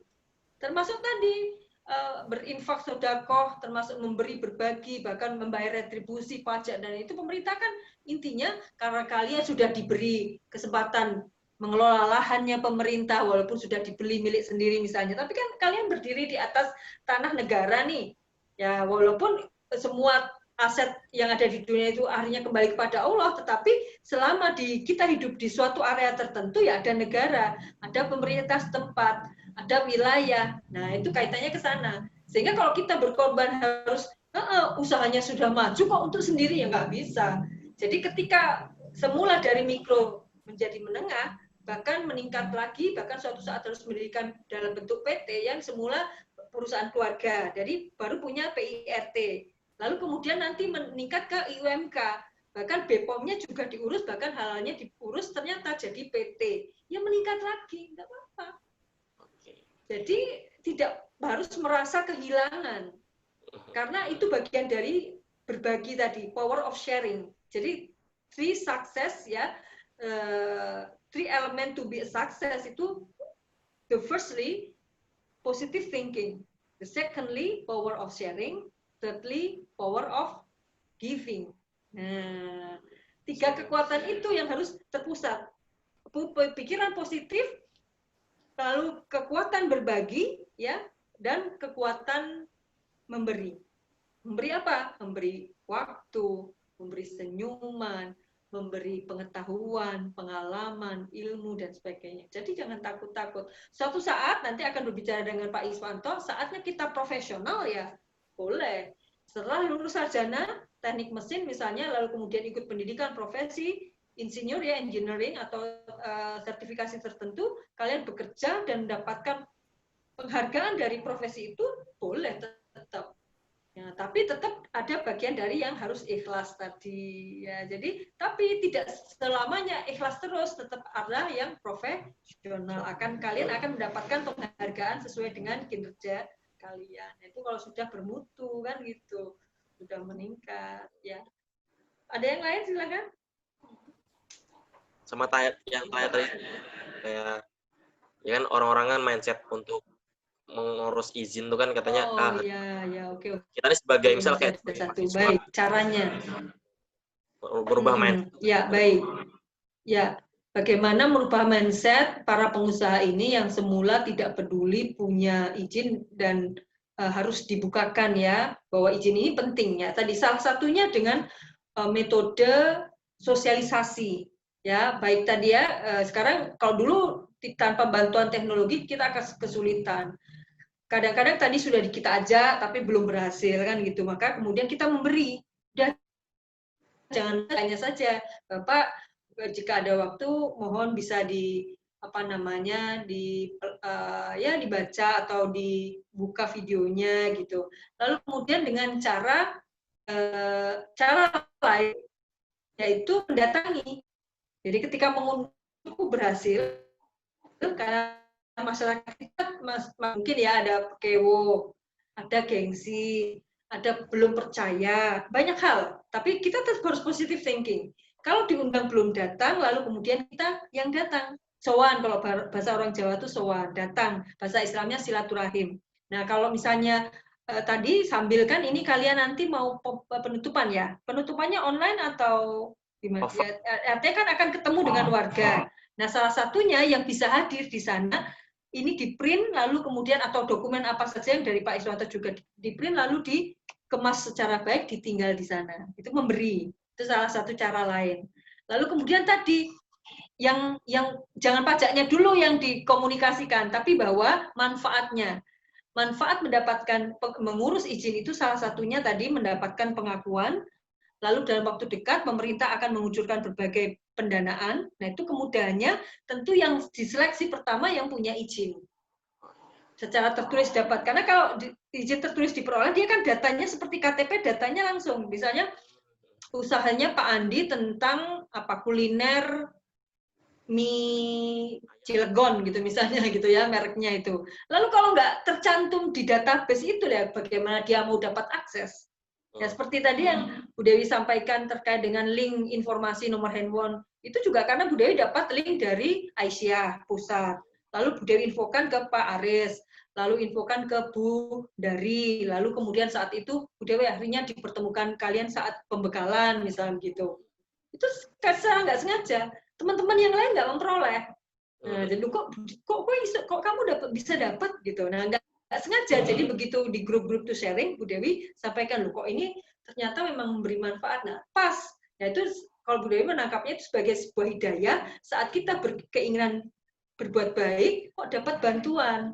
Tapi supaya tidak hoax ya, supaya apa yang kita edarkan tidak hoax ya, kita harus ngecek dulu. Termasuk call center kan kadang-kadang sekarang iming-imingnya banyak ya hadiah dan sebagainya tanpa itu hoax. Nah kalau hoax jangan kita edarkan, tetapi kalau memang iya ya kita pastikan dulu dan itu salah satu bentuk bantuan. Dan kuncinya jangan putus asa dan patah semangat. Sekala ditolak nggak apa-apa, biasa. Jadi sama dengan Pak Iswanto, coba nanti Pak Iswanto digali bagaimana berapa kali ditolak Scopus itu dulu mungkin pertama kali ya wah sakit hati.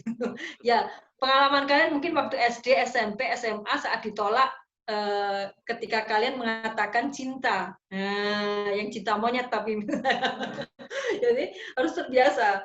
Jadi kalau bedanya laki-laki dan perempuan, kalau laki-laki apa menang milih ya. Nah, kan dia milih toh, kadang-kadang kan kenapa laki-laki cenderung jadi seperti playboy itu milih sana, milih sini, tolak sana, tolak sini. Kalau yang perempuan menang nolak. Nah, jadi tapi itu nggak boleh egois, harus diimbangkan. Jadi intinya termasuk tadi dari muamalah meningkat munakaat itu jangan ada pemaksaan. Karena semua yang terpaksa tentu tidak akan nyaman. Menjalankan usaha juga tidak akan nyaman. Semua dengan bahasa hati. Yang saling menguntungkan, ya simbiosisnya mutualisme, insya Allah jalan. Tanpa harus berbohong, tetap jujur tadi ya, harus bekerja sama. Ya dengan masyarakat juga begitu. Apa yang kita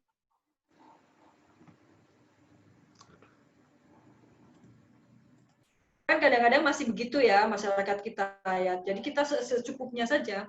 Dan bahkan kita buka dengan cara tadi keberlangsungan. Karena kan masyarakat masih khawatir, hanya 1 bulan apa manfaatnya? Nanti baru kita mulai, kan ada yang ibu-ibu juga atau bapak-bapak mulai senang gitu kan dengan kinerja kalian. Baru 1 bulan ditinggal. Kalian harus meyakinkan, enggak Pak, walaupun kami 1 bulan itu kemudian harus kembali ke kampus, insya Allah seandainya Bapak Ibu di sini memerlukan, kita masih bisa berkomunikasi. Nah, tapi kalian juga harus punya manfaat di situ, jangan timpang.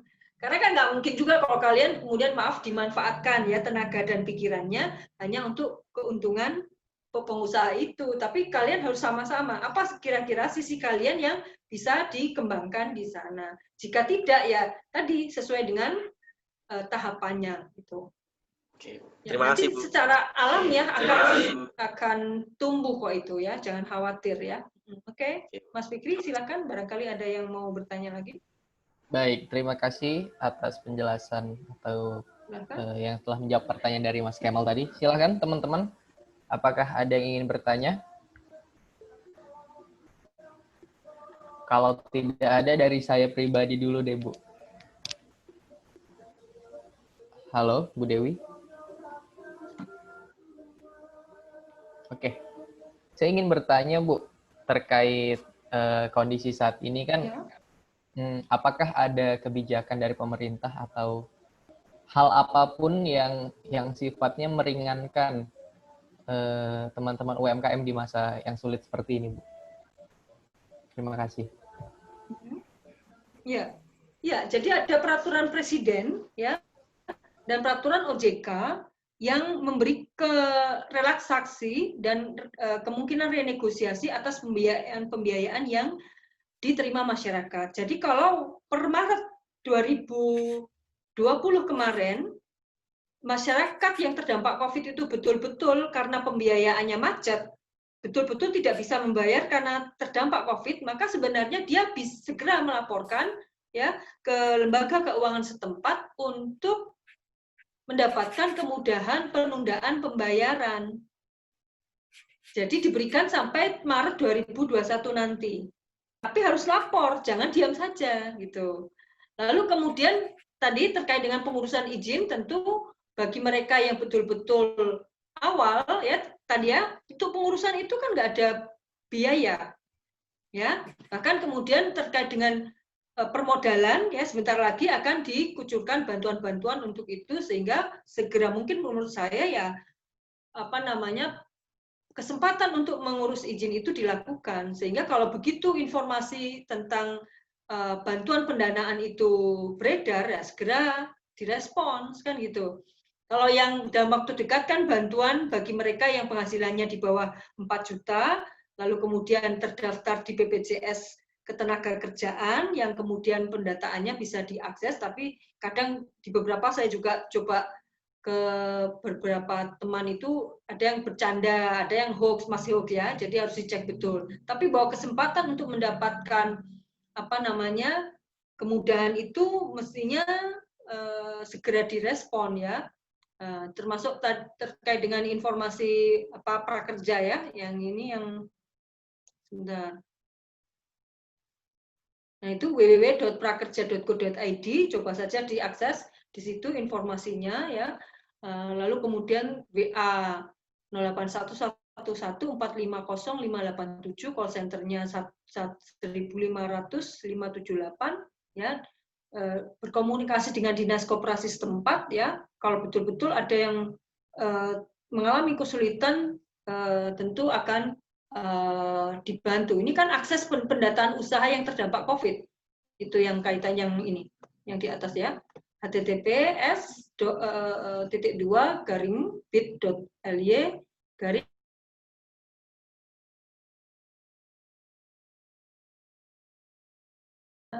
coba kalian ini dulu akses dulu nanti komunikasikan kalau betul-betul masyarakat yang kalian dampingi memang terdampak. Jadi kalau itu kan informasinya sekitar bulan April Mei dulu ya. Sekarang tentu kalau memang perlukan ya dicoba saja. Begitu Mas Fikri ya, barangkali mungkin mudah-mudahan bisa menjawab. Ada yang lain silakan. Atau ada kasus yang sudah dialami langsung yang sudah mulai diceritakan kepada kalian, boleh didiskusikan. Baik Bu Dewi, terima kasih atas jawabannya. Iya. Untuk kasus sejauh Silakan ini yang sih lain. dari UMKM kami terkait Mbak itu belum ada sih Bu. Dari Jovanka, silahkan Jovanka. Oh ya. Oke. Silakan. Atau teman-teman yang lain ada yang ingin bertanya?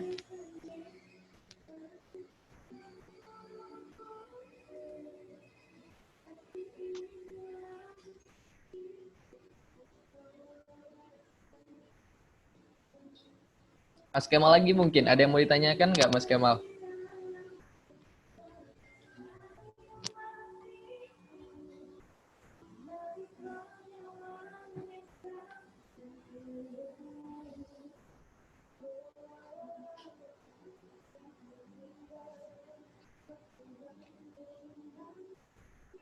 Ya, silakan. Kalau sudah lelah ya nggak usah dipaksakan, nanti kan bisa bertemu di lain waktu. Ya, jadi energinya disimpan. Ya, mau diakhiri sampai jam berapa rencananya? Mungkin kalau ada pertanyaan, 2 pertanyaan lagi sih Bu. Kalau ada. Silakan. Teman-teman. Nggak usah malu-malu apa aja. Sambil sharing ya, silakan ya.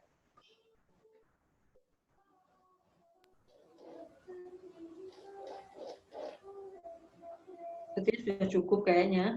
Nanti materinya di-share aja. Jadi kalau misalnya pertanyaan itu muncul kemudian kan bisa WA ya. Jadi barangkali masih malu kan. Mbak Jovanka aja masih malu dengan Bu Dewi.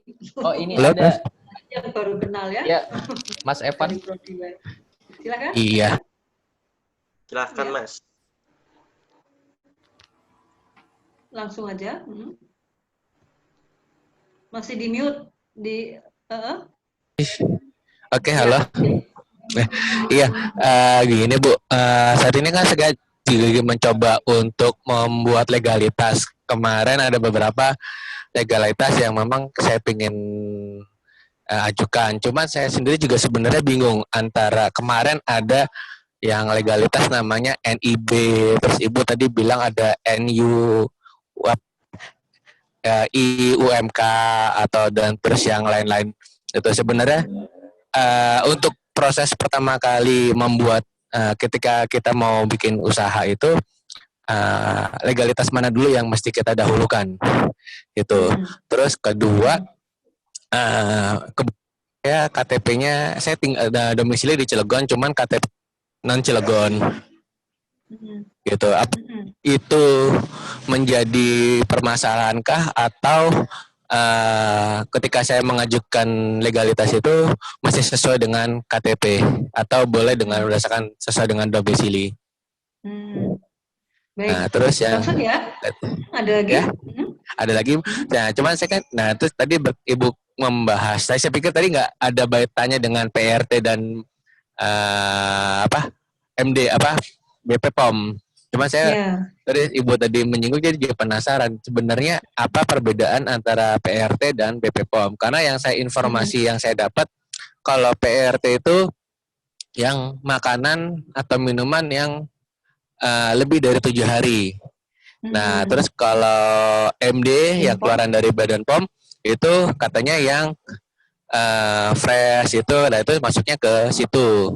Itu bisa karena kan sebenarnya dari dinas dulu saya pernah ngobrol sama dinas, sebenarnya kan yang kurang dari 7 hari sebenarnya jadi gray area. Nah, kalau katanya sih jadi gray area yang mana ya sebenarnya juga kalau nggak dibuat legalitas ada serangan dari luar juga akhirnya berbahaya juga.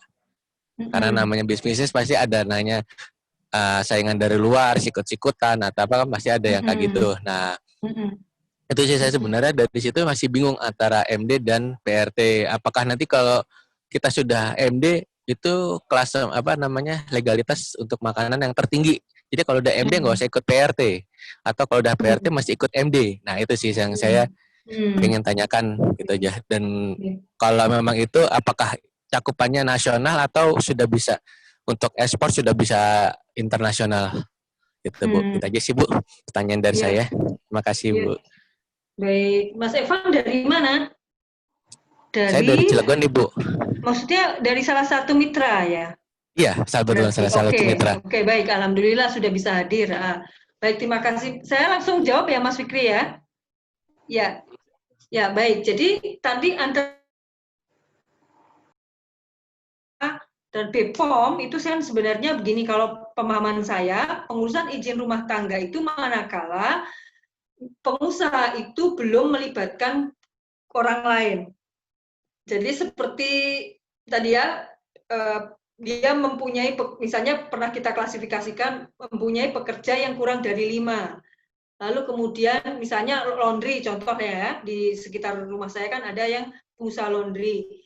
Suami istri cukup bisa dihandle sendiri, berarti dia tidak harus mempunyai PUMK, karena kebutuhannya cukup mempunyai pengurusan izin rumah tangga, agar usaha laundry itu diakui oleh RT RW setempat sampai kecamatan. Berarti kan kepentingannya dia hanya untuk pengurusan izin rumah tangga, yang untuk permodalan pun dia belum membutuhkan permodalan yang lebih tinggi lagi. Cukup mungkin nanti dengan BMT atau koperasi setempat yang lokali tahu tentang area itu. Jadi dia belum perlu mengurus PUMK atau sampai BPOM. Ya, kalau BPOM tadi kan sudah jelas kaitannya dengan obat, makanan, dan kosmetik. 3 hal itu utamanya diprioritaskan. Kalau PUMK tadi pengurusan izin usaha mikro kecil itu untuk membatasi bahwa usaha itu sudah melibatkan orang lain, lalu kemudian usahanya, modalnya atau harta kekayaan awal yang dipunyai 50 juta, tidak termasuk bangunan dan lahan, lalu kemudian pendapatannya hingga 300 juta per tahun. Berarti kan dia sudah masuk kategori yang mikro. Kalau ternyata itu data awal sementara, kalau dia sudah mendapatkan penghasilan yang lebih besar, berarti kan mikro, kecil, menengah, besar, kan nanti itu ke sana. Nah, sehingga tahapan-tahapan itu PUMK itu akan digunakan bagi pengusaha yang sudah melibatkan orang lain di dalam menjalankan usahanya. Agar apa? Ketika nanti dia membutuhkan permodalan dari lembaga keuangan yang lebih besar, sudah ada legalitasnya. Tapi kalau PIRT tadi skupnya tentu lebih hanya kecil. Ya, jadi kalaupun dia mendapatkan suntikan modal, cukup dia dari kelompok komunitas di situ, nggak harus usaha yang lebih tinggi gitu. Jadi tahapannya PERT dulu, lalu tadi PUMK itu kemudian ketika terkait dengan produk, maka kemudian harus berkaitan dengan BPOM tadi. Bahkan suatu saat ini sudah 5 tahun ya, sejak tahun ini akan diberlakukan Undang-Undang Jaminan Halal itu, maka kemudian semuanya harus tersertifikasi halal. Nah, persiapan itu mungkin diawali dengan BPOM terlebih dahulu. Nah, sehingga semua ada tahapannya, dan sekali lagi kembali kepada manfaat yang akan diperoleh para pengusaha, termasuk Mas Evan. Jadi sekarang yang diperlukan Mas Evan apa? Kalau tadi boleh tahu usahanya apa? Jenisnya yang dikelola? Saya saat ini sih minuman susu almond sama brownies, Bu. Sama brownies, Bu. Oh, makan ya, cake semacam roti ya? Iya, roti. Oke. Ya, karena usahanya tentang susu dan itu kan makanan dan minuman ya, menurut Bu Dewi, tenaga kerjanya berapa? Sudah melibatkan saat orang ini lain? Baru saya sama istri sih. Oh, ya kalau untuk keperluan lingkupnya masih keluarga dan cukup bisa dihandle Mas Evan sendiri dan produksinya cukup dengan area itu, PRT cukup. Nah, sehingga suatu saat mendapatkan kesempatan informasi tentang permodalan, sudah mendapatkan pengakuan sampai ke kecamatan di mana Mas Evan berdomisili. Nah, soal tadi terkait dengan KTP ya, KTP sebenarnya memang seharusnya ya tiap warga negara punya kartu tanda penduduk sesuai dengan tempat tinggal yang dia tempat tinggali untuk menjalankan hak dan kewajiban di bidang hukum, itu namanya domisili real. Tapi di luar domisili realnya dia punya domisili di mana dia menjalankan usahanya. Nah, misalnya berbeda wilayah, yang satu di Legon, tempat usahanya di Serang misalnya. Nah, itu kan beda wilayah tuh. Nah, maka seharusnya yang didaftarkan PUMK-nya adalah sesuai dengan domisili di mana usaha itu dilakukan. Nah, apakah harus pindah KTP? Nggak harus. KTP-nya tetap di tempat di mana alamat yang tertuang di dalam KTP-nya, lalu kemudian surat keterangan tinggal di sana sesuai dengan wilayah di mana usaha itu dijalankan. Itu sebenarnya fungsinya adalah untuk mengenal, Mas Evan. Kan memang banyak tuh ya, jadi kebetulan lokasi tempat tinggalnya berbeda dengan tempat usaha, karena terkait dengan susu, tadi mungkin harus dekat dengan tempat peternakannya dan lain-lain, itu kan atas pertimbangan itu, maka perlu berkomunikasi dengan RT RW di mana usaha itu dijalankan. Itu untuk kalau dari bahasa hukum itu perikatan orang perorangan akan mendukung ya. Jadi orang tak kenal maka tak sayang. Jadi kalau kita menjalankan usaha tetapi kita tidak silaturahim, tidak mengenalkan produk kita, siapa yang mau mengkonsumsi, kan orang cenderung tidak peduli. Tapi kalau kita berkenalan, apa yang kita kita punya juga kita bagikan sebagian dan sebagainya, itu akhirnya kan secara siklus ekologi ya, relasi antara manusia dengan lingkungan akan tumbuh gitu. Jadi sebenarnya izin itu kaitannya ke sana, Mas Evan. Jadi apa yang harus diurus terlebih dahulu, kembali kepada kepentingan apa yang diperlukan oleh Evan dan keluarga.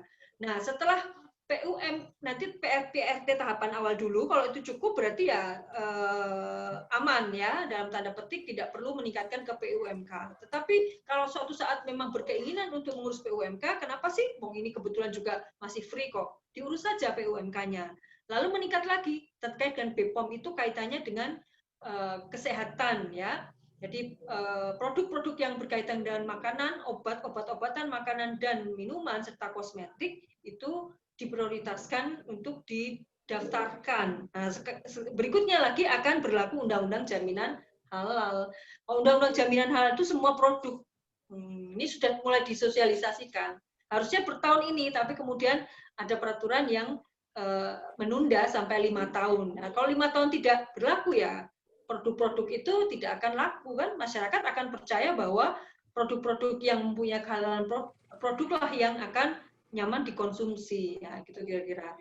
Jadi keperluannya sangat luas, Mas Evan. Lalu kemudian apakah itu nanti bisa sampai digunakan untuk yang go internasional? Nah, sekarang minimal PRT dulu. Sebenarnya PRT itu asal digital marketingnya bisa luas, sudah bisa ke internasional. Soal tentang perizinan, tentang bentuk badan hukum, akhirnya kan soal kepercayaan, Mas Evan. Kalau misalnya yang membeli ada individu, jadi misalnya susu dan brownies-nya setelah diupload di marketplace atau di Shopee atau nanti di mana ya, di digital marketing yang diikuti, lalu dikenal oleh orang lain di dunia lain, boleh nggak beli? Ya boleh. Tapi sekarang secara rasional, bagaimana mengirimnya, kan gitu. Nah, tapi kalau terkait dengan lembaga lain, nah itu pada umumnya sampai ekspor impor itu harus berbentuk PT misalnya. Itu soal bentuk badan hukumnya, itu persoalan lain yang harus diatasi. Nah, sehingga memang sekarang kembali kepada keperluan masing-masing terlebih dahulu, jangan diraih semuanya ya, lebih baik sedikit daripada tidak sama sekali ya, sehingga membangun kesadaran hukum itu juga jangan tiba-tiba, karena kalau semuanya dilakukan nggak mungkin. Tapi standar minimal perubahan dari pertemuan ini adalah segera diurus PRT-nya, formnya sudah siap, nanti saya kirimkan Mbak Jovanka, lalu diurus paling tidak minimal tadi sampai RW ya, kalau di kami ada dusun ya, RW-nya nggak ada tapi ada kadus gitu ya, lalu tetap memperkenalkan ke Pak Lurahnya, terakhir sampai camat, sehingga data usaha Bapak Ibu sekalian sekarang harus terdaftar di kecamatannya masing-masing, itu minimal dulu. Nah, nanti dilihat perkembangannya 1 tahun berikutnya gitu. Lalu pertanyaan sebaliknya, Bu, kalau kami merasa bahwa belum perlu apa-apa gitu, bagaimana? Ya itu kembali kepada tadi kesadaran hukum masing-masing. Jadi kalau belum belum ada waktunya, nah memang sekedar informasi pengetahuan terlebih dahulu boleh. Tapi kan ada baiknya ya, itikat baik itu kemudian ditindaklanjuti, itu be action. Kan kadang-kadang kalau kita ya banyak menumpuk mikir saja, berhenti di pikiran, tidak dilakukan, lupa. Tapi kalau kita tahu, kita tangkap di dalam pikiran, lalu kita lakukan, insya Allah itu akan memberi manfaat kepada kita semua, bahkan efeknya kepada usaha kita, keberkahan kita, bagi diri kita, keluarga kita, partner kita, usaha kita, insya Allah akan ada dampaknya, turbulensi ya, jadi semua itu ada keterkaitan satu sama lain, kembali kepada niat baik. Kalau semua dilakukan dengan itikat baik, informasi, pengetahuan yang baik, bahkan niat pemerintah untuk membantu pengembangan usaha UMK itu juga ada, kenapa tidak kita lakukan? Karena saya yakin di tiap-tiap kecamatan tentu banyak informasi yang akan bermanfaat buat UMK. Apalagi ini sudah mulai digulirkan toh. Nah, ini jadi bagaimana meyakinkan kepada masyarakat agar keberadaan masyarakat juga lebih makmur ya harapannya. Ini kan perluasan ekonomi melalui usaha mikro kecil menengah. Begitu Mas Evan, mudah-mudahan bisa diterima dengan baik. Nggak usah bingung-bingung. Kalau saya caranya ya apa yang kita pikirkan, lalu kemudian kembali mohon petunjuk pada Allah, nanti biarlah Allah yang menuntun. Nah, begitu caranya. Karena kalau semua kita tangkap, kadang-kadang pusing sendiri kan gitu ya. Tapi insya Allah semua dengan bismillah, nanti kita akan dituntun jalannya mana yang mudah. Kuncinya di hati tadi, ada keterbukaan untuk kita melakukan perubahan secara baik, bertahap. Nah, mungkin itu yang bisa Bu Dewi sarankan. Kalau masih bingung lagi, nanti komunikasi lewat nomor WA itu. Jadi kalau pas mau melangkah ada godaan lagi, berat, nah bismillah. Kalau masih berat lagi, harus menggunakan ibadahnya. Mas Evan, silakan, mungkin ada yang masih belum dijawab. Saat ini sih sudah cukup Bu penjelasannya, matur suwun. Oke, mudah-mudahan partnernya dengan istri bisa kuat gitu ya, dan bisa menjadi pengembangan ekonomi keluarga dan bisa nulari. Nah, jadi produk susu dan brownies itu kan sangat dibutuhkan masyarakat ya. Nanti adik-adik juga membantu mempromosikan. Nah, yang dari teknik bisa membuatkan tadi, mengkoneksikan dengan marketplace yang ada, kenapa tidak dicoba?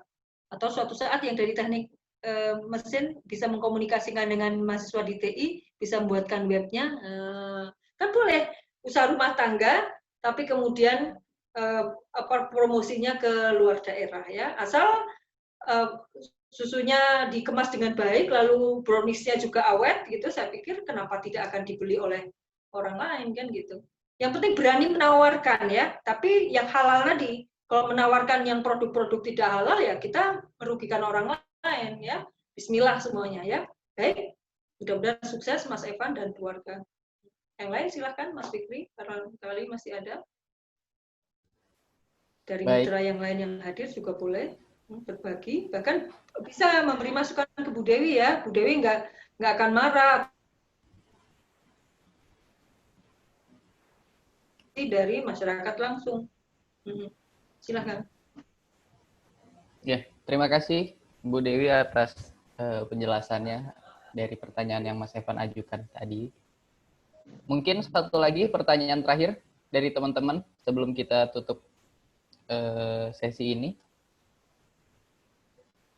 Apakah ada? Mas Ariski mungkin ingin bertanya?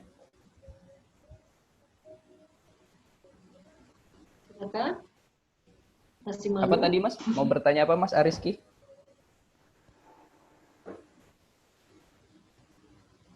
Oh, enggak ya.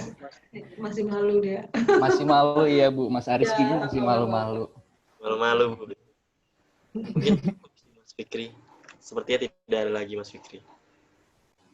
Baiklah, kalau tidak ada lagi mungkin nanti di luar sesi ini kalau ada yang ingin ditanyakan bisa komunikasi melalui Jovanka, nanti Jovanka yang menghubungkan kepada Bu Dewi. Mungkin begitu ya Bu ya? Ya. Gitu, ya.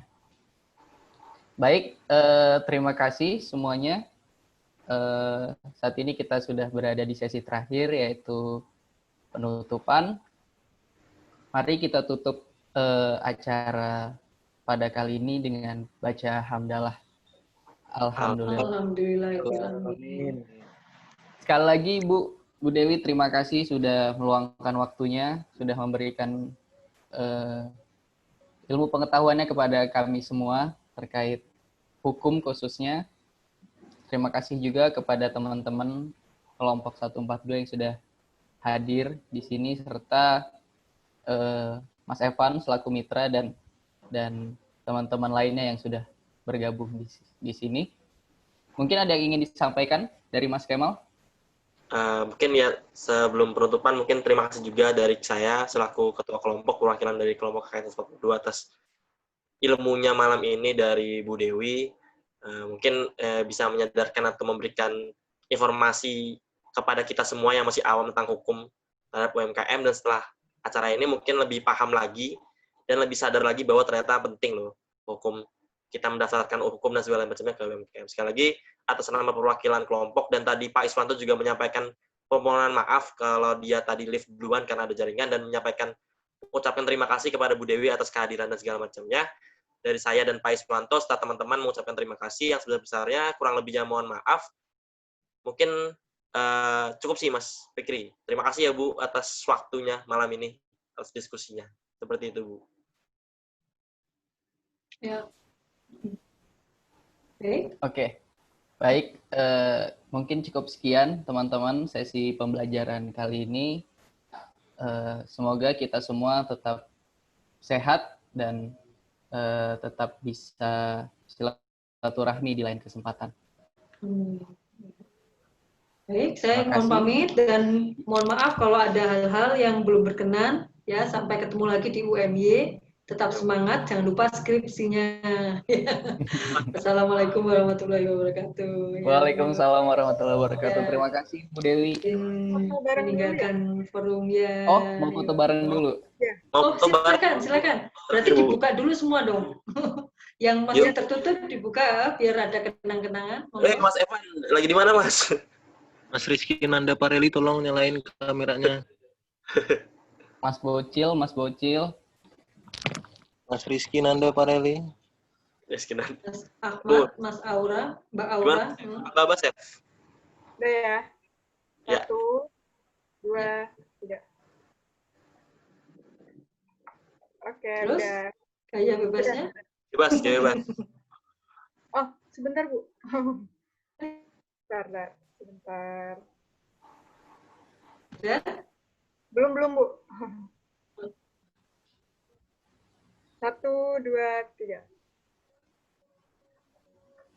Oke, sudah. Oke, yuk. Dadah. Dadah ya. Oh, terima Ya, kasih. selamat malam ya.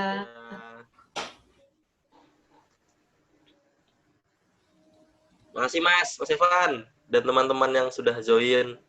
Ya, Terima sama-sama. Di mana Mas itu Mas? Lagi di luar, Lagi di luar. Oh, lagi di Serang.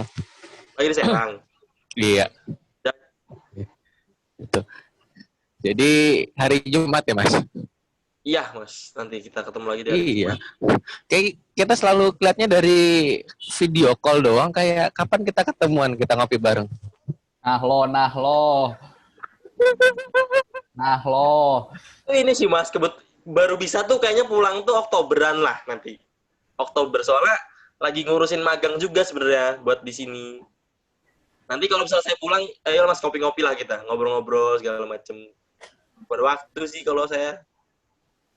Nanti secepatnya lah insya Allah bisa ketemu kita Mas. Oke, ditunggu ngopinya. Siap. Nanti berkabar.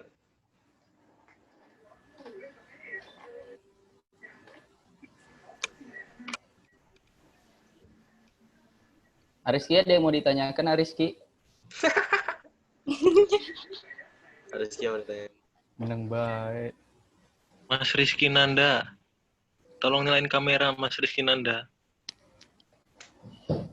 Temennya Mas Danang, Mas.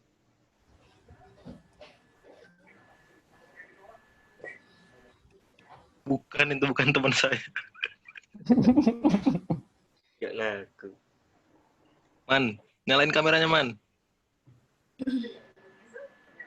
Bisa rajin banget pakai baju KKN.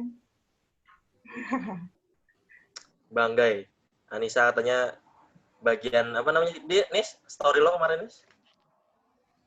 Masuk KKN 142 apa Nis? Bagian dari apa? Ya udah dong. Ngomong dong, ayo dong. Itu gue hapus lagi. Abis itu gue hapus Saya lagi. nggak ada di situ loh. Gue malu. Rezeki nomplok.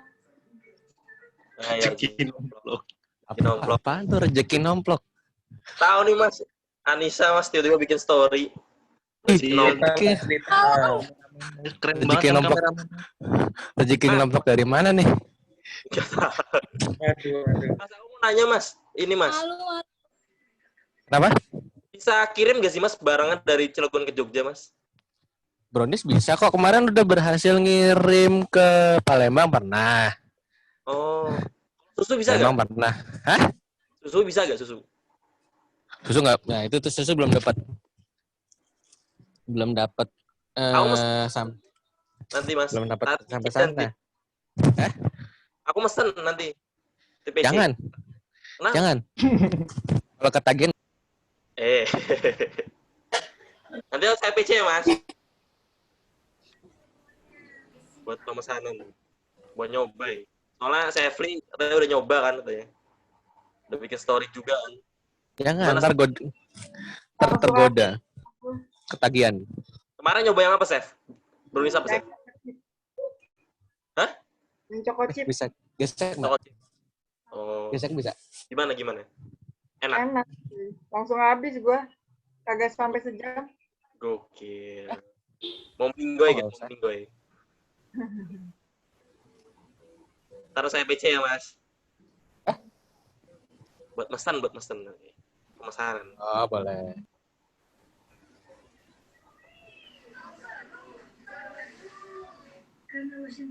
Mas, kalau misalnya mau ada lagi urusan nggak apa loh, Mas?